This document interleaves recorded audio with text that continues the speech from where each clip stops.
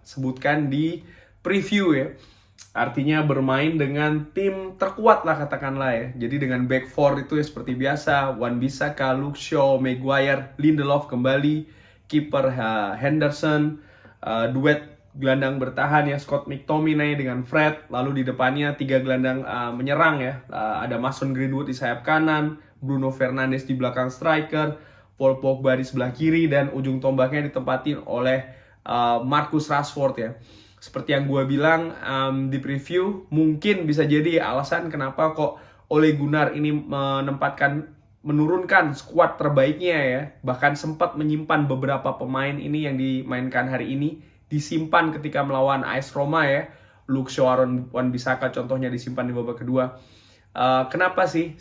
Seperti yang gue bilang ya, mungkin bisa jadi Ole Gunnar ini ingin segera mengamankan posisi untuk mendapatkan tiket Europa Champions League ya, Champions League untuk tahun depan ya. Jadi dia tidak ingin bermain dengan resiko karena memang jadwal ini ketat ya. Bisa jadi setelah ini kan beda dari European League, ke pertandingan ini kan 3 hari ya, dan setelahnya ini akan 2 hari. Dan ya, anything could happen ya. Banyak hal bisa terjadi dalam 2 hari ini. Pemain capek atau mungkin bahkan ada yang cedera. So mungkin bisa jadi ini alasan kenapa Ole Gunnar langsung ngegas menurunkan tim terbaik dari awal untuk menghadapi Aston Villa ya. Langsung aja catatan gua ini di babak pertama ya, di 10 menit awal ini kan bisa dibilang Manchester United ini mendominasi ya, terutama dari sebelah kiri. Perpaduan ini sering terjadi antara Paul Pogba dan Luke Shaw ya.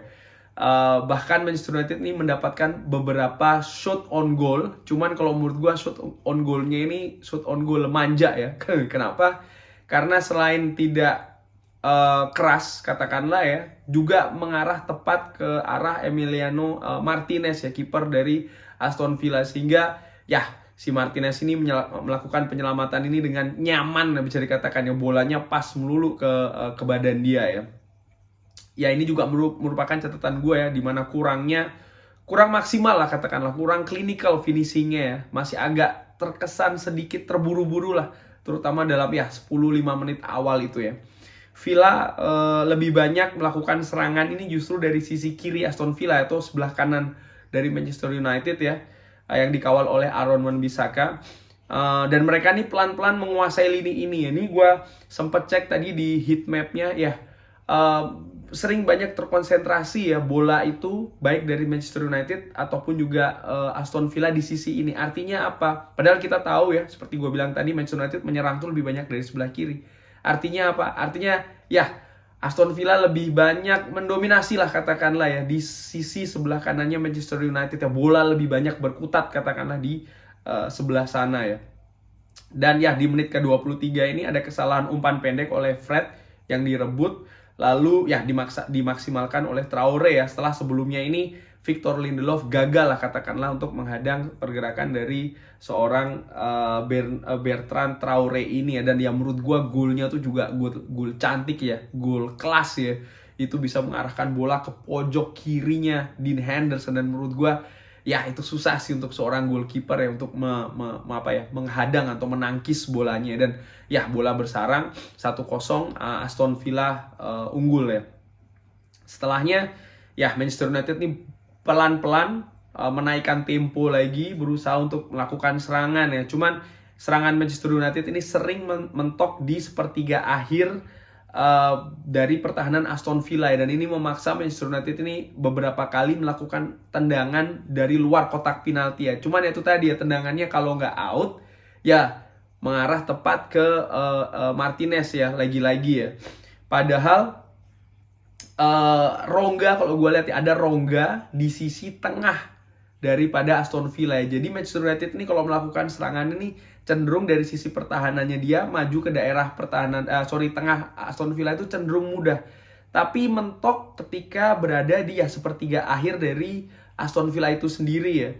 Di samping juga ya banyak melakukan umpan jarak jauh juga ya pemain Manchester United ya, karena memang kalau gua ngeliat jarak antara pemain tengah dan pemain depan ini agak lumayan jauh ya. Kurang lebih demikian di babak pertama. Dan kalau gue lihat ya di statistiknya ini, ball possession 39% berbanding 61% untuk Manchester United, shots on goal 5 berbanding 9, big chancesnya nggak ada ya. Karena menurut gue, ya kalau menurut gue sih ringan amatiran ya. Terlepas dari golnya Bertrand Traore, sebenarnya ini cenderung imbang sih babak pertama ya. Kurang lebihnya seperti itu. Memasuki babak kedua, Manchester United ini langsung ngegas ya. Di awal-awal ini lebih agresif, lebih berani masuk ke kotak penalti. Ini hal yang tidak dilakukan oleh Manchester United di babak pertama. Di babak kedua ini mereka lebih berani, lebih agresif melakukan penetrasi ke kotak penalti dari Aston Villa, dan buahnya langsung ya, seorang Paul Pogba ini dijatuhkan, lebih tepatnya di menit ke-52 ya, oleh pemain belakang Konsa kalau nggak salah, gue lupa ingat itu. Yang jelas langsung mendapatkan penalti, boom, seorang Bruno Fernandes yang mengeksekusinya dengan, menurut gue dengan sempurna ya, dengan baik. Dan tidak menunggu lama, di menit ke-55 ada serangan dari sisi kanan ya, diinisiasi dari sisi kanan ini, dan diumpan tarik oleh Aaron Wan-Bissaka, dan ya Greenwood ya, menurut gua penyelesaiannya tuh klinikal. Ini yang tajam tuh memang harusnya seperti ini ya, dan boom, 1-2. Ini juga mencetak gol di musim lalu ya. Artinya apa? Sudah 2 musim berturut-turut Mason Greenwood berhasil membobol gawang Aston Villa di Villa Park ya, di Birmingham ya. 1-2, dan setelah 1-2 ini gue melihat keadaan ini jauh lebih nyaman bagi Manchester United ya. Manchester United lebih tajam melakukan serangan, sementara ya Aston Villa sendiri ini mau nggak mau mereka harus berani keluar menyerang ya, dan ini yang mereka lakukan ya. Konsekuensinya apa? Konsekuensinya tempo menjadi lebih tinggi. Aston Villa berusaha untuk lebih menekan Manchester United dengan menaikkan tempo. Manchester United berusaha untuk menaikkan tempo dalam melakukan serangan-serangan balik utamanya ya. Dan di menit ke-60 ini sempat ada serangan balik, kalau tidak salah tuh dari corner ya. Sayang umpan Bruno ini tidak akurat untuk menuju ke seorang Mason Greenwood kalau tidak salah. Walaupun pada saat itu Marcus Rashford juga meminta bola, cuman Marcus Rashford sudah dalam posisi offside ya. Selebihnya dari menit ke-60 ke atas ini Aston Villa lebih terbuka, tapi serangan Manchester United ini lebih hidup ya, kurang lebih ya. Dan ini yang terjadi. Lalu ada beberapa pergantian sih.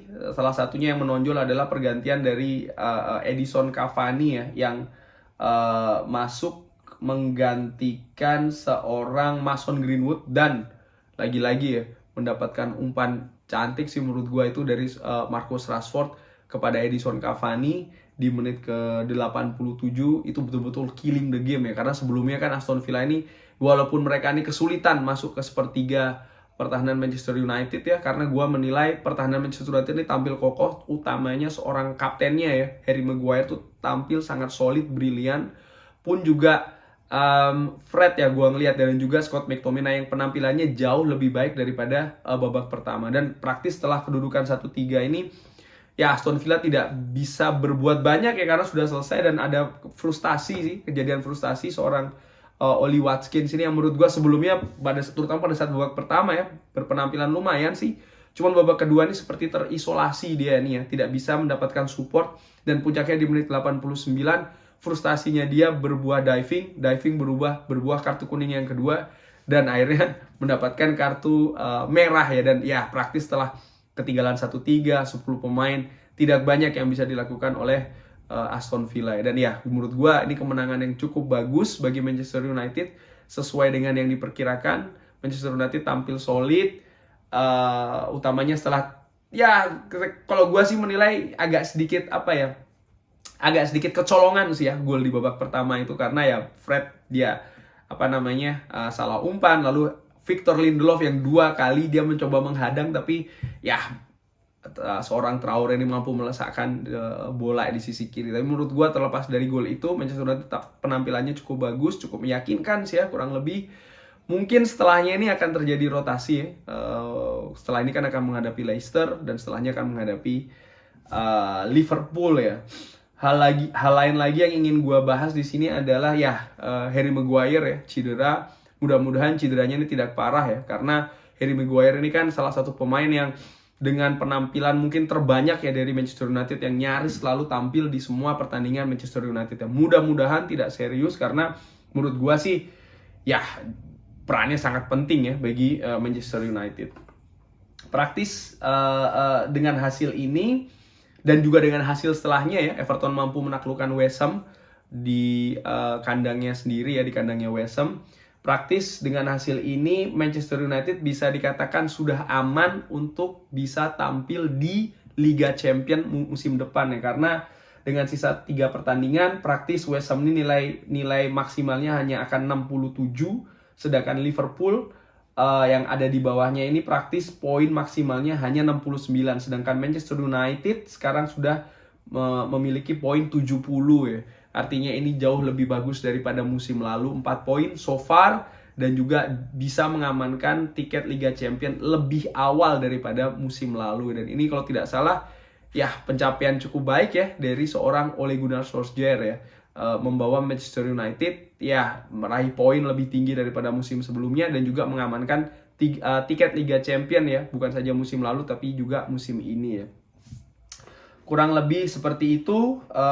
Mungkin besok gue akan bikin preview mengenai pertandingan melawan Leicester ya. Yang jelas, again, hari ini ya good game, good match, good result.